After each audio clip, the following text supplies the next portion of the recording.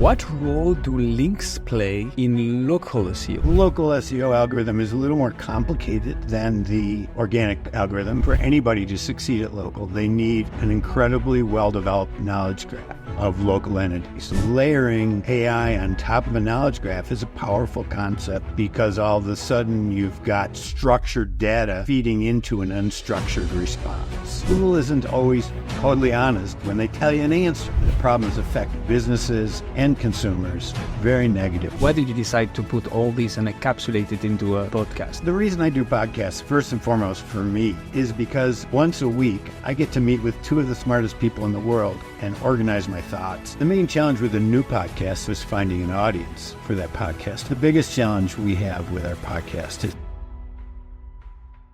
Mike, can you tell me the story of the Near Memo, please? What is it all about? So the Near Memo evolved after I sold several other businesses. I'd always wanted to work with David Mim and Greg Sterling, two really, really smart and decent human beings who know local search. And so in the midst of the pandemic, I suggested that we create a media company that focused on local search and local marketing at the intersection of search, social, and commerce. And so we started out as a media company with the idea that we would sell subscriptions and whatever, but we realized that wasn't going to work. So while we've retained some of our reporting capacity and analysis capacity, we have pivoted into a consumer behavior research where we are now looking at how consumers interact with Google search given problem in any particular local vertical. It's been fascinating research that we presented, for example, to the government, to the EU government in regards to Google DMA compliance. It's research that we've offered to a number of multi-location businesses to help them understand how, when Google manipulates the search results, users respond to that, whether they use local, whether they use organic, whether they use ads. And it's just been eye-opening research that we now are doing. We've developed that process and we have an audit product that we offer around it. And we've now been doing that full time, both a lot of fun and very interesting work, except when it's boring. But yeah. So far, makes sense. Why this focus on local SEO? Why do you put the highlight on that? Sure. So I come out of a local commerce world. My family were merchants when I was growing up. I never got an allowance. I swept the retail store floor. I worked there as an adult, built a computer retail operation, and we got our asses kicked by Amazon and the internet. Early 2000, we had to close a business, been open for 60 years and lay off 50 employees. It was very painful. But it struck me how hard marketing, I was involved in marketing and building a business. It was just how difficult it was to market. And so when I transitioned out of that business into the internet business, it became clear that SEO was critical to success, search engine optimization. But in 2005, when Google released their first version of the local business center and the local listings, I was ecstatic. I thought I needed 9 phone books to market to my geographic area. And I was able to throw those away and use Google as my prospecting tool for, a 50, 60 mile radius around my business. And it became clear to me in 2005 that the yellow pages were toast and that local was the future of all local digital marketing. And, I didn't make a penny on it for the first 6 years I was doing it, but I just found it totally fascinating. And finally, the market caught up with me. 2012, 2013, the market caught up with me, and many people acknowledged the importance of it. But it's where consumers and business and the internet all intersect. And to me, the ability to help local businesses understand the reality of the world around them, it's just a fun thing to do. So as a hobby, I volunteer 5 hours a week in the Google My Business Profile forums, helping small businesses with their Google profiles, because I just think, running a small business is very hard. It's very hard when you have government on one side, Google on the other, customers on the other, and businesses don't understand the rules of the road and they need help. So local is where that happens. It's sort of the best marketing focus that can really help businesses that have a local presence. I'm actually a bit flabbergasted that it took 6 years for people to catch up with that. Do you see this as being a problem for the pioneers? Like when you identify an opportunity and you're like, guys, this is the future, but yet you haven't had anybody in your close environment or even not close environment seeing the same thing. And they're like, yeah, sure, but I'm going to keep on using Yellow Pages. But then how do you keep going for 6 years without the certainty that people will actually rally to your point? How did that go? Well, firstly, I've never been income focused. I've always been interest focused. So that, and this was, local was maybe 30% of my mental and physical time. So it was a side thing for me that I just enjoyed exploring. And I explored it from the point of view of what did I want to learn? I didn't care what other people wanted to learn. I explored what I wanted to learn and then shared it openly with people. So from that, I developed relationships with Greg Sterling and David Mim and Mary Bowling and a number of really amazing people. We became sort of a cohort of peers and friends, and we started presenting at national conferences. From that came the idea to start Local U, which was a digital training institute. From that came the idea to start Gather Up, which was a SaaS review, reputation, customer experience management platform that I started with Don Campbell in 2012. So out of it, even though I wasn't making money directly, I was building out a great network of people from whom I could learn. And those turned into opportunities for tangential businesses that became ultimately very profitable and successful. So the reality is that things take time to change, and I just didn't care. I was convinced that this was the future. I was going to play in it, and if people wanted to join me, great. And if they didn't, I didn't care. So it wasn't my main source of income at the time, and so I was able to have the luxury of spending, because I was self-employed, 30% of my time exploring what truly fascinated me about the internet. There is so much to explore here. I have two big questions for you. Let's start with the first one.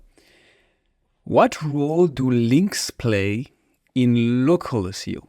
Is it as relevant as in normal SEO? How does it all work? Sure. So the local SEO algorithm is a little more complicated than the organic algorithm in the sense that it was intrinsically the beginning of Google's entity search. So they switched the idea of entities, came out of local, and local was the first knowledge graph that they developed.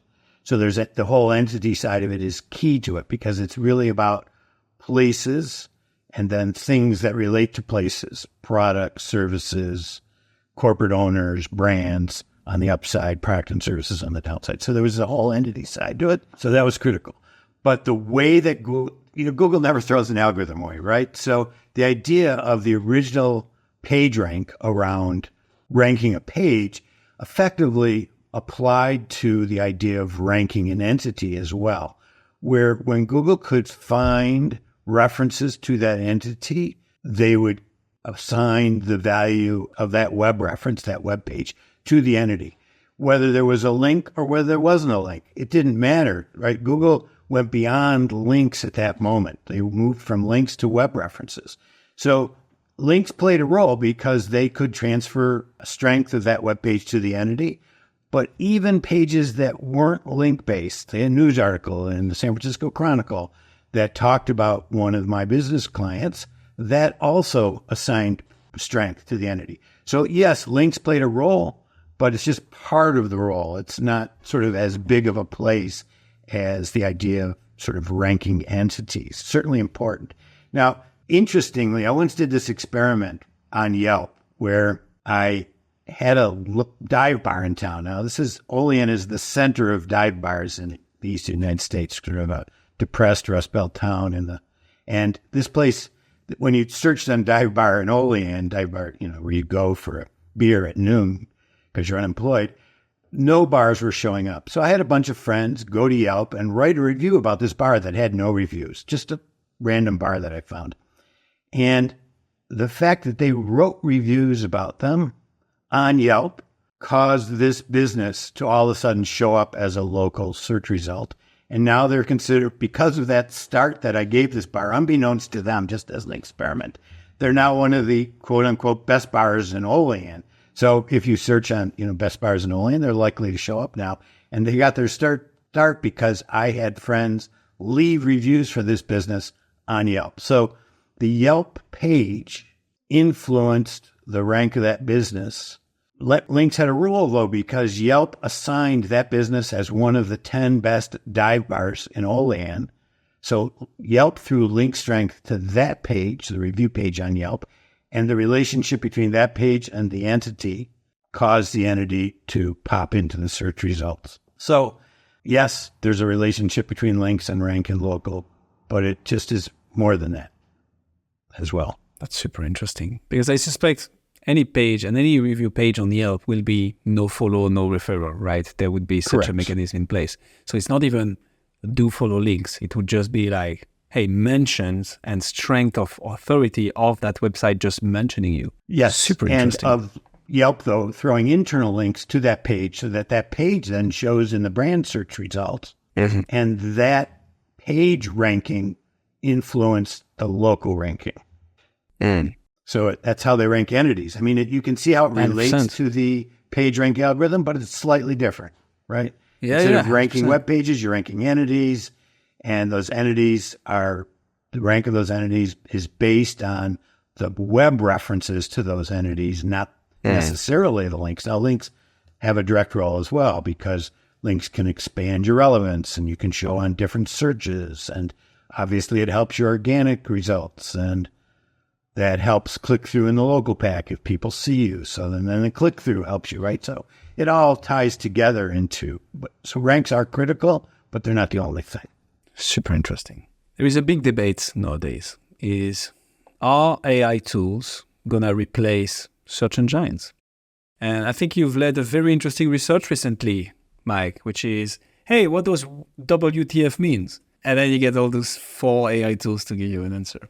Right. So I guess that's a funny way to also see how different AI tools respond to something not controversial, but something a bit, a bit of a tease. I guess there is a different meaning behind it as well, which is, hey, people are using more and more AI tools to do their search on definitions, on information about stuff. Now, my question is, let's put all this aside for now and let's just focus on local. Do you see a world where people are going to go to the ChatGPT and say, hey, I live in, Austin, give me 15 ideas of the best restaurants out there that are 15 minutes walk from my place? Is that possible? For anybody to succeed at local, they need an incredibly well-developed knowledge graph of local entities.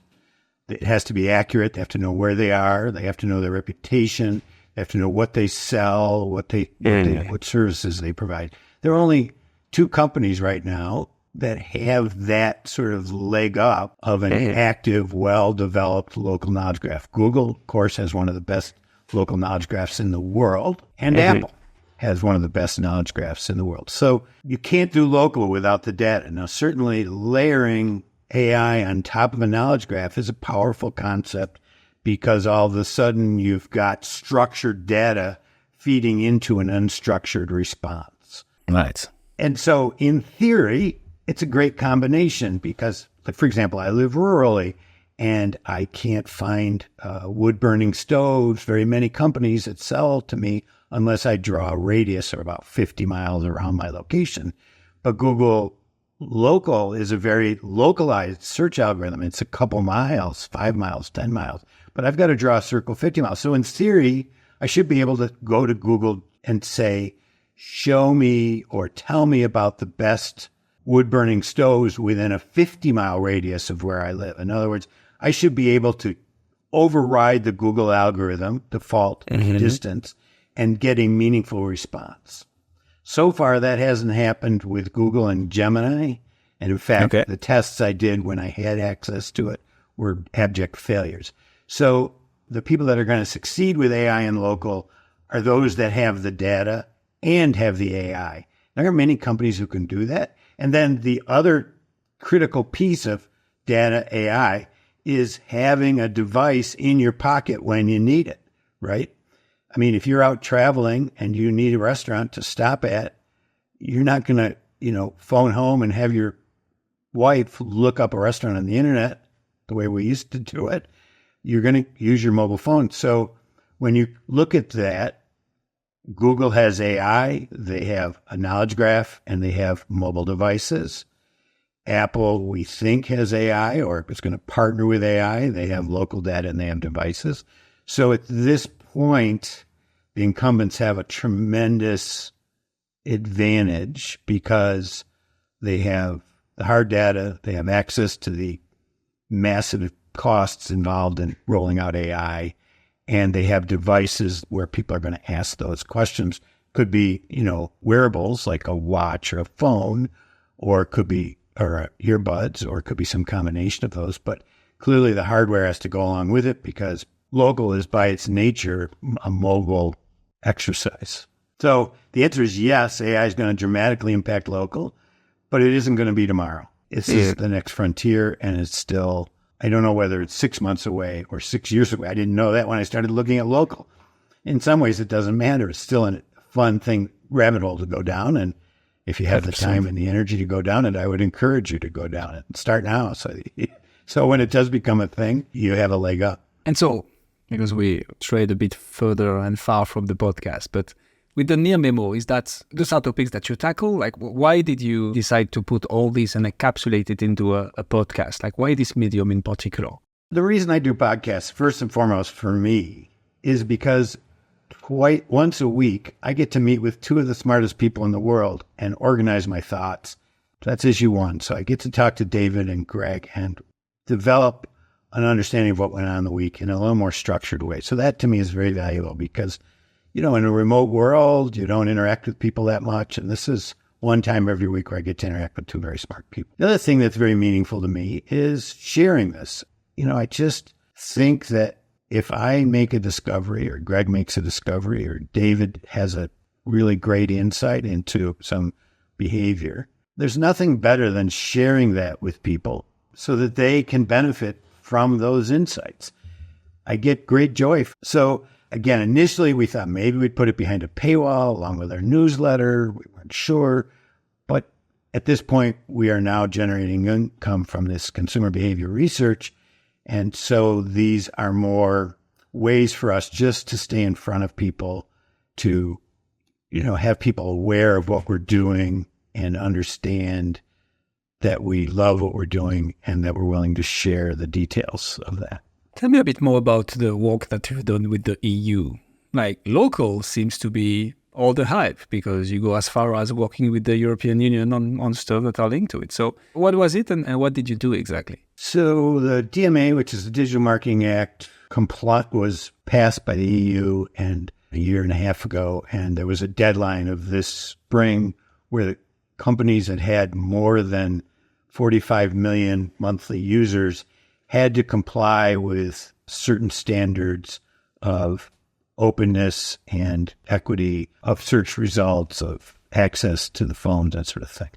We recognized that the research we were doing could inform government regulation because we're the only people other than Google that are doing behavior research in local to see how people interact with the search results. Nobody else was doing it.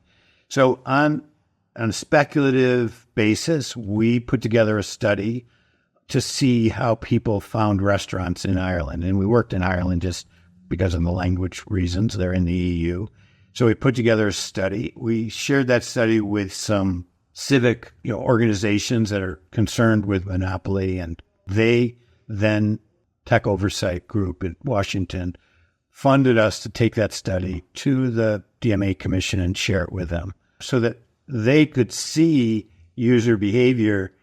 Because Google isn't, as we've learned in the last week, but as we've learned in previous years, Google isn't always totally honest when they tell you an answer. To be polite, they often sort of massage the reality. And how is a government agency going to know if what Google is saying is true if they don't have the fundamental understanding of consumer behavior? And so they paid for us to go. We presented to the EU Commission on DMA, and we hope to do more of that kind of work because looked at Google and studied Google for a long time. I used to think they were just an immature company and that once they got their act together, they would fix all these problems. I soon learned that, or not soon, it took me years to learn that they know about the problems, they choose not to fix them, the problems affect businesses and consumers very negatively and local.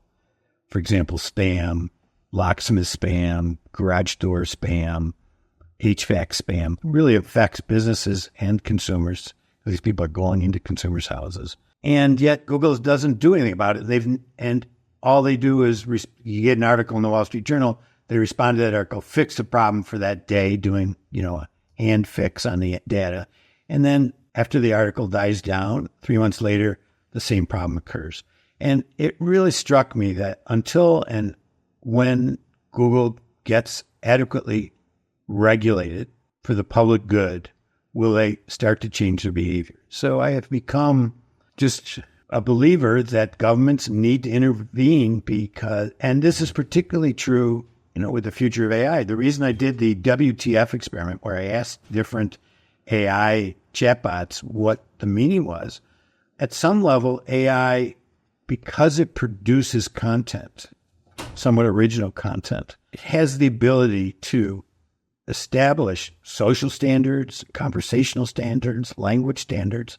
And the word fuck isn't it's a word in common usage. Now, you may not like the word and you may not use it, but you should be able to at least say it so you can talk about it and say you don't like it, right?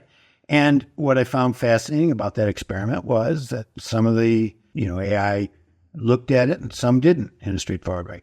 Anyways, I think that we need tech tools to be equitable and fair to consumers and businesses, not just serve, at this point, these huge scale of tools, not just serve the interests of capital, the interest of the stockholders of Google, the interest of Google. So I'm convinced that Google needs to be regulated after watching years of their sort of passive-aggressive ignoring of real problems in the local ecosystem. Sorry for the long answer, but it's something I'm kind of passionate about, obviously. Mike, love it.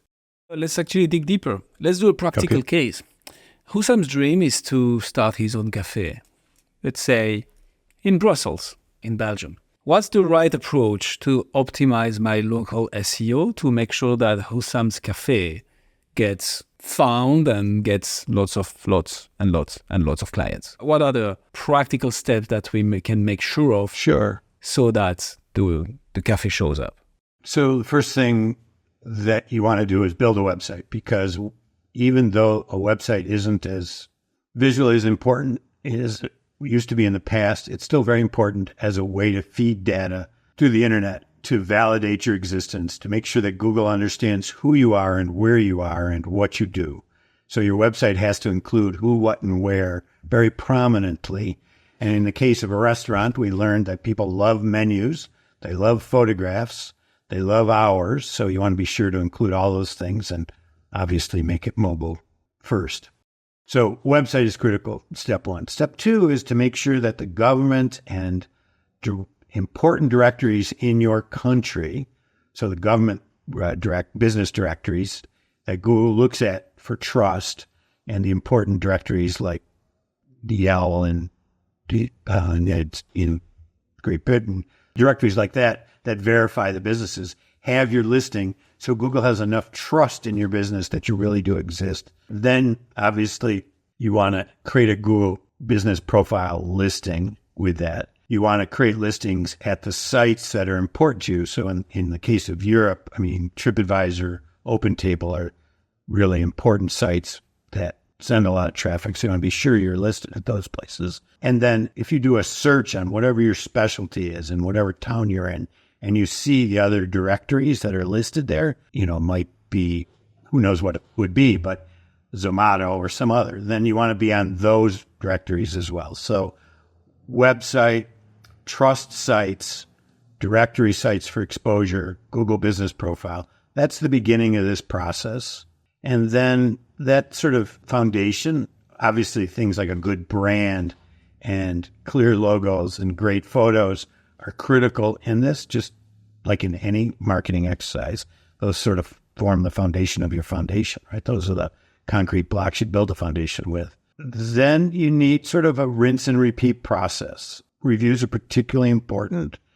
And so I would encourage businesses that set up, a Toast or an Olo point of sale system to garner email and text numbers on an ongoing basis, actively request reviews so that you can build up a review corpus, because these days, from a reputation point of view and a consumer choice point of view, when they get to Google, reviews at TripAdvisor and Google and wherever else are critically important. People don't always read the reviews, but they look very closely, and if reviews are a tremendous determinant of what to do. So I'd set up a system early on that just makes sure that happens automatically. However, you have to do that. You don't need to, necessarily manually do it. But if you don't have the tools to do it digitally, you have to then ask everybody. QR code, hand out a card, whatever, so that you have a rinse and repeat. You can just integrate it into your business process. And then use those reviews ongoing basis to help you improve your business, because I'm sure you've screwed up, and the reviews are a great place to do that. And in my mind, first-party reviews are even the best place to get that information, because people are more willing to give you a review directly than to leave it on Google.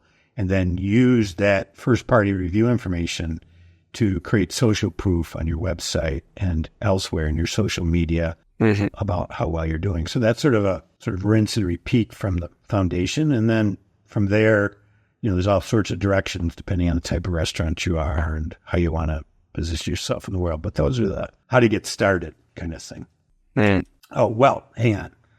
Let me do two more things. We talked about this earlier. Go for it.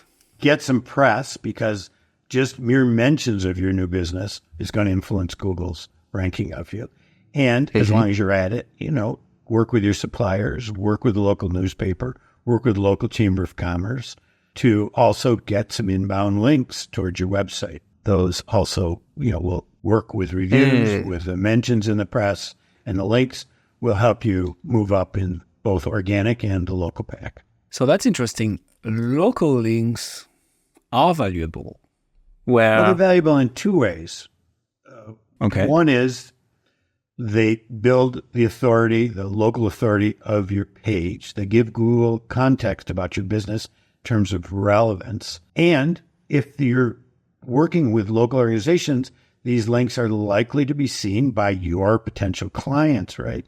So a lot of times when I'm working with a business a little further along, I will have them work with a local charity. This is work that most businesses are already doing. They're already helping local charities. Just make sure that local charity prominently shows your link so that local people can come visit you, and that Google can see that you're involved in this local charity and get credit that way. So local links have the dual value of being seen by your potential clientele, as well as influencing Google through relevance, through the link phrases, as well as page rank of your website. Yeah, no, it makes 100% sense. Mike, throughout your podcast journey, I guess you have had some challenges. What are some of those main challenges that you faced, and how did you walk around them? How did you solve them?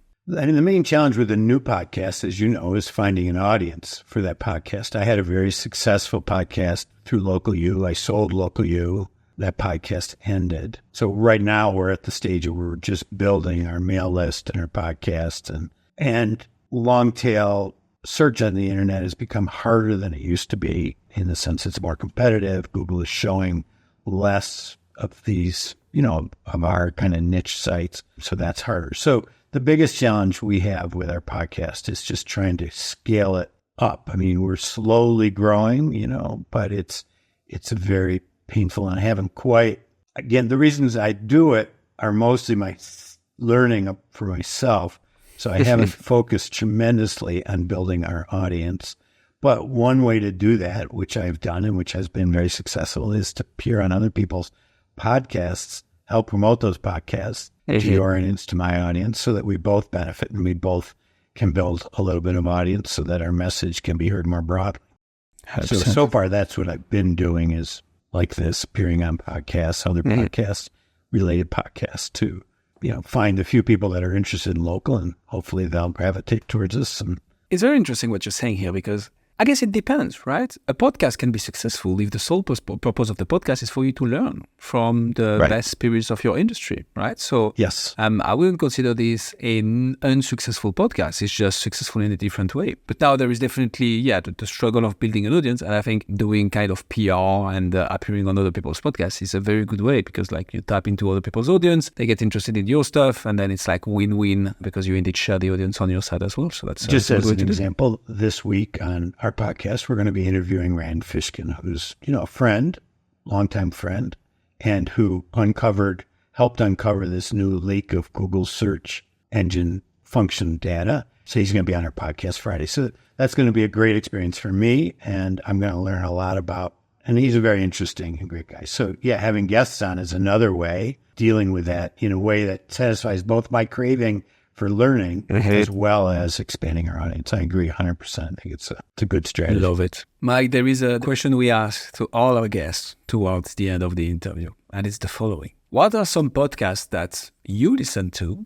that you would recommend me to listen, or our audience to listen? And of course, you cannot say the Near Memo, but the link will be in the show notes, obviously. So I listen to podcasts when I ride my bike to work, and I typically don't listen to business-related podcasts.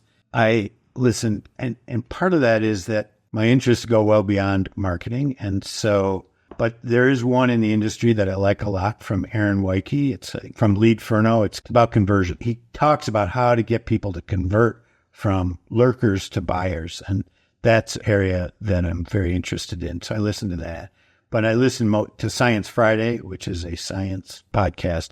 I listen to Radiolab, which deals with science, but in a little more entertaining way, because I see science and my knowledge of science as helping me identify emerging trends in my industry. It's sort of an orthogonal view of reality from where I sit, and it helps me broaden my understanding of what I'm looking at. So like AI, AI can be viewed from a marketing point of view, which is a fairly functional low-level view, can be viewed from a programmatic point of view, can be viewed from a business operation point of view, can be viewed from a societal point of view and its impact, but it also can be viewed as a scientific endeavor that requires a certain amount of that view to really help you understand it well. So I like working from the top down in that sense. So I listen to science podcasts. Science Friday and Radiolab are the two that I listen to. Love it. Mike, thank you so much for coming on the show. Well, thank you very much for having me, and I really appreciate it. Hopefully we'll meet again sometime. Absolutely. Mike, thank you so much. Cheers.